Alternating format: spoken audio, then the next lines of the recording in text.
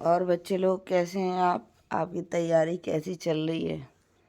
सभी लोगों को ऑल द बेस्ट। आप अच्छे से तैयारी करके अपनी परीक्षा दें। चलिए हम बात कर लेते हैं बुंदेली लोकगीतों की और बुंदेली साहित्य की वो परंपराएं जो लिखित में नहीं मिलती हैं बल्कि मौखिक में मिलती हैं और चलती हैं। ऐसी परंपराओं को हम वाचिक परंपराएं कहते हैं। वाचिक परंपराओं के अंतर्गत लोकगीत, लोक गाथा, लोक कथाएँ, व्रत कथाएँ, कहावतें, मुहावरे और पहेलियाँ, जिसको हम बुंदेली में बुझौल बोलते हैं, वो सब देखी जा सकती हैं। ये सारी जो वाचिक परंपराएं हैं वो जनश्रुतियों के अंतर्गत पाई जाती हैं।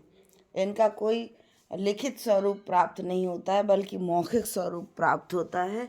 परंतु आज के समय में जहाँ तक सभी लोग अपनी परंपराओं का लिखित स्वरूप को आकार दे चुके हैं, तो बुंदेली गीतों के लिए भी लिखित स्वरूप हमारे समक्ष आया है। और बुंदेली गीतों का जो लिखित स्वरूप का प्रारंभिक प्रयास है वो पंडित रामनरेश त्रिपाठी और देवेंद्र सत्यार्थी ने किया। इसकी परंपरा की यदि हम बात करें तो यह रॉयल एशियाटिक सोसाइटी नामक एक जो है संस्था हुई, उसकी स्थापना की गई। इस स्थापना में जो विभिन्न अंचल के लोकगीत थे यानी विभिन्न प्रांतों के लोकगीत थे, उनका संग्रह करके और उनको शोध पत्रिका में लिखा गया। सोसाइटी की एक शोध पत्रिका थी। उन लेखों में बुंदेली लोकगीत का कोई विवरण नहीं मिला। बहुत सारे प्रांतों से लिए गए लेकिन बुंदेलखंड से बुंदेली लोकगीत नहीं लिए गए। बुंदेली लोकगीत या बुंदेली बोली भाषा के लिए सबसे पहला प्रयास कर्नल टाड का रहा है, आप सभी जानते हैं, जिसमें उन्होंने जगनिक का आलाखंड का उन्होंने पहले प्रकाशन किया। और एनाल्स एंड एंटीक्विटीज़ एक पत्रिका है जो राजस्थान में निकलती है, उस पत्रिका में लोकगीत लिखे गए। परंतु इन लोकगीतों में पंजाब, बिहार, बंगाल, गुजराती इत्यादि के लोकगीत लिखे गए। बुंदेली लोकगीतों को लिखित स्वरूप देने का श्रेय अगर सबसे पहले दिया जाता है तो वो जॉर्ज अब्राहम ग्रेसन को दिया जाता है। इन्होंने इंडियन एंटीक्वेरी पत्रिका में द सॉन्ग ऑफ आला मैरिज पर काव्यांश पर अपनी टिप्पणी के साथ जो टिप्पणी लिखी और टिप्पणी के बीच बीच में उन्होंने गीत लिखे। तो सबसे पहला प्रयास इनका रहा। लेकिन अगर बुंदेली लोकगीत का ही पूरा स्वरूप देने का श्रेय जब आता है तो उस दृष्टि से पंडित रामनरेश त्रिपाठी जी ने किया। उन्होंने तो ग्रेसन जी ने तो बीच बीच में पुट दिया था बुंदेली गीतों का, लेकिन इन्होंने रामनरेश त्रिपाठी ने सन 1929 में एक पुस्तिका थी उनकी, कविता कौमुदी, उसका 5वां भाग था ग्राम गीत, उसका प्रकाशन किया। और इसके लिए उन्होंने देश के सभी अंचलों यानी अंचल में, गाँव में घूम घूम करके और जो गीत थे वो इकट्ठे किए। इन गीतों में श्रम साध गीत मिले, व्यय साध, अनुष्ठान गीत, विभिन्न सांस्कारिक गीत। तो ये सारे गीतों की परंपरा का जो श्रेय दिया जाता है वो पंडित रामनरेश त्रिपाठी को दिया जाता है। ये आपके एग्ज़ाम की दृष्टि से इम्पोर्टेंट हो सकता है। अब हम बात करेंगे बुंदेली लोकगीत की। तो बुंदेली लोकगीत में अगर आपकी जो पुस्तक है उस पुस्तक में हमें 7 भाग मिलते हैं और ये 7 भाग श्री चंद्र जैन ने बुंदेली लोकगीतों के किए। ठीक है, तो श्री चंद्र जैन के अनुसार बुंदेली लोकगीतों के कितने भाग हैं तो आप टिक करके आएंगे, 7 भाग हैं। थोड़ा थोड़ा सा मैं इन गीतों के विषय में आपको बता देती हूँ। इन 7 भाग में श्री चंद्र जैन ने जो भाग किए वो है धार्मिक गीत, ऋतु गीत, क्रिया गीत, सामाजिक गीत, ऐतिहासिक गीत, बाल गीत और विविध प्रकार के गीत। अयोध्या प्रसाद गुप्त कुमुद जी ने अपनी एक पुस्तक लिखी है लोक संस्कृति और बुंदेलखंड की लोक संस्कृति और साहित्य। उस पुस्तक के अंतर्गत हम देखते हैं तो उन्होंने 6 प्रकार के गीतों को उद्धृत किया है, जिनमें से पहला गीत जो धार्मिक गीत उन्होंने दिया है श्री चंद्र जैन ने, और अयोध्या प्रसाद जी ने उसको पूजा गीत कहा है। इसके अंतर्गत देवी देवताओं को निमंत्रण देने के लिए, आमंत्रण देने के लिए गीत और देवी के गीत, अचरी गाई जाती हैं हमारे बुंदेलखंड में। और राम और कृष्ण की मुख्य रूप से छाप इस धरती पर रही है। कार्तिक के समय श्री कृष्ण के जितने गीत गुनगुनाए जाते हैं और भगवान राम के जो गीत गुनगुनाए जाते हैं वो बुंदेली लोकगीत के अंतर्गत आते हैं, जिसमें पूजा गीत प्रमुख है। दूसरे गीत की बात हम करेंगे तो वो है संस्कार गीत की।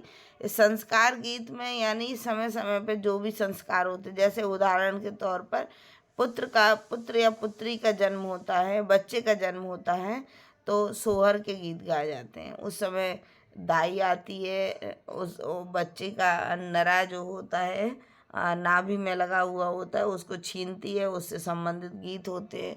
इसके बाद वो प्रसव के दौरान माता को पिलाने के लिए एक विशेष प्रकार की औषधियों से युक्त एक जल बनाया जाता है। उस जल को बोलते हैं चरुआ, और मिट्टी के बर्तन में वो जल होता है, उसको चूल्हे में रख करके कुछ विशेष औषधियों से पकाया जाता है, तो वो चरुआ धराना इस क्रिया को बोलते हैं। तो इस चरुआ धराने से संबंधित भी गीत है। और इसके बाद जब बच्चों को अन्न प्राशन किया जाता है, अन्न खिलाया जाता है, उससे संबंधित गीत अनेक आते हैं। और मैं यहाँ पे संक्षिप्त रूप में आपके सामने प्रस्तुत इसलिए करूँ कि समय कम है। इसके बाद हम जो दूसरे संस्कार गीतों की बात करेंगे वो है विवाह संस्कार के गीत।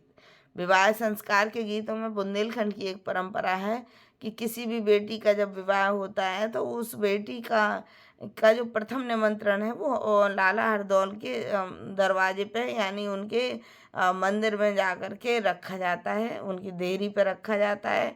और ऐसी मान्यता है कि जो बुंदेलखंड के विवाह में जो सबसे पहले निमंत्रण लाला हरदौल को दिया जाता है वो विवाह पूर्ण रूप से संपन्न हो जाता है, संस्कारित होता है और अच्छा हो जाता है। यानी वह अपनी चिंता रख के आता है कि अब तुम्हारे हाथ में है लाला हरदौल, तुम संभालो हमारी बेटी का विवाह, और हमारी बेटी है तो तुम्हारी भांजी, यानी बुंदेलखंड की जितनी बहनें हैं उन सब का भाई लाला हरदौल है। उन सब की बेटियों के विवाह में जा कर के वह रक्षा करते हैं, तो उनको दिया जाता है। तो एक गाना ऐसे संबंधित कि हरदौल चीकट लेके आए कुंजावत के द्वारे। फिर विवाह संस्कार के अंतर्गत एक जो वीर परंपराओं की भूमि ये बुंदेलखंड रही है। यहाँ के लोग बड़े वीर रहे हैं, और ऐसा महाकवि अवधेश ने भी कहा है कि पानीदार यहाँ को पानी, आग यहाँ के पानी में।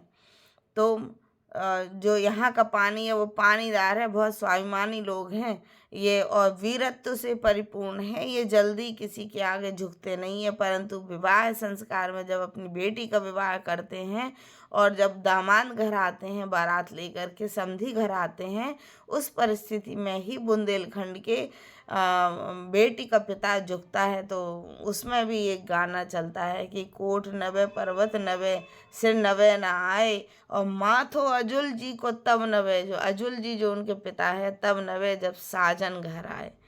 फिर इसी प्रकार से विवाह संस्कार होता है। विवाह संस्कार में भावरें पड़ती हैं, भावरों के भी गीत है। और विवाह में जितने भी रीति रिवाज, कलेवा, परंपरा, गारी जो गाई जाती है, ये सब विवाह संस्कार के अंतर्गत जितने गीत गाए जाते हैं वो विवाह संस्कार के अंतर्गत आते हैं।